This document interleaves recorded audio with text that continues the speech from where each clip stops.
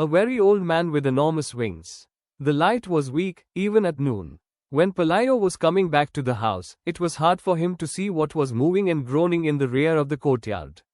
He had to go very close to see that it was an old man, a very old man. The man was lying face down in the mud.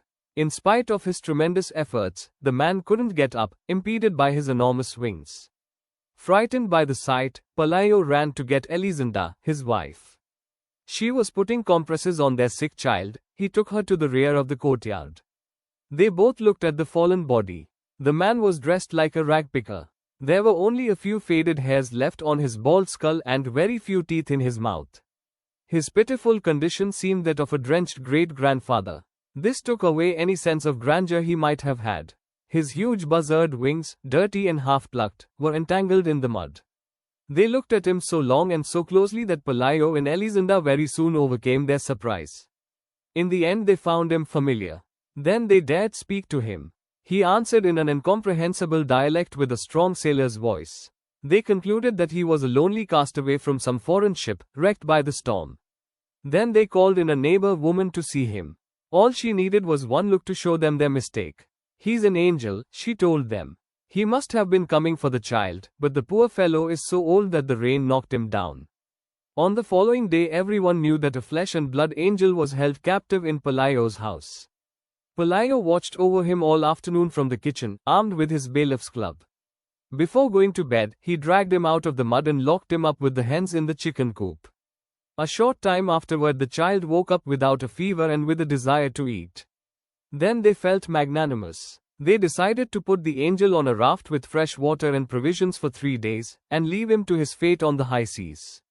But when they went out into the courtyard at the first light of dawn, they found the whole neighborhood in front of the chicken coop having fun with the angel. The visitors were tossing him things to eat through the openings in the coop.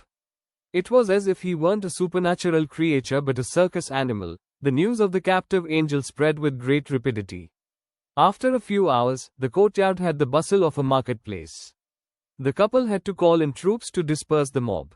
They got the idea of fencing in the yard, and charging 5 cents for admission to see the angel. The curious came from far away. The most unfortunate invalids on earth came in search of health. Pelayo and Elisinda were happy with fatigue. In less than a week they had crammed their rooms with money. Still the line of pilgrims waiting their turn to enter reached beyond the horizon. The angel was the only one who took no part in his own act. He spent his time trying to get comfortable in his borrowed nest.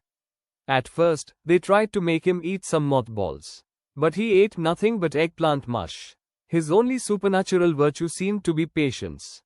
He was quite patient when the hens pecked at him, searching for the parasites in his wings. He was patient again when the cripples pulled out his feathers to touch their limbs with. He remained patient when even the most merciful threw stones at him. After all, they were only trying to get him to rise so that they could see him standing.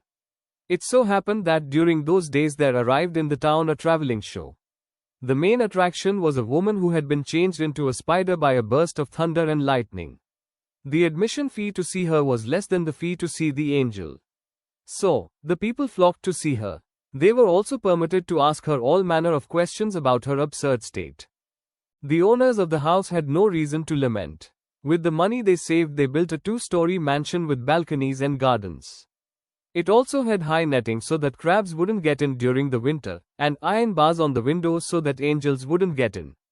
Pelayo also set up a rabbit warren and gave up his job as a bailiff for good.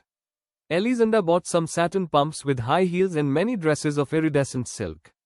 The chicken coop was the only thing that didn't receive any attention. The dung heap stench from the coop was turning the new house into an old one. At first, when the child learned to walk, they were careful that he did not get too close to the coop. But then they began to lose their fears and got used to the smell. Before the child got his second teeth, he'd gone inside the chicken coop to play, as the wires were falling apart. They both came down with the chicken pox at the same time. The doctor who took care of the child couldn't resist the temptation to listen to the angel's heart. He found so much whistling in the heart and so many sounds in the kidneys.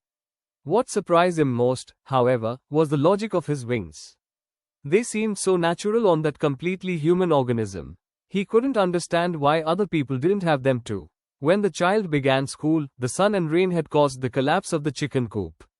The angel went dragging himself about here and there like a stray dying man. He seemed to be in so many places at the same time. He could scarcely eat, and his eyes had also become so foggy that he went about bumping into posts.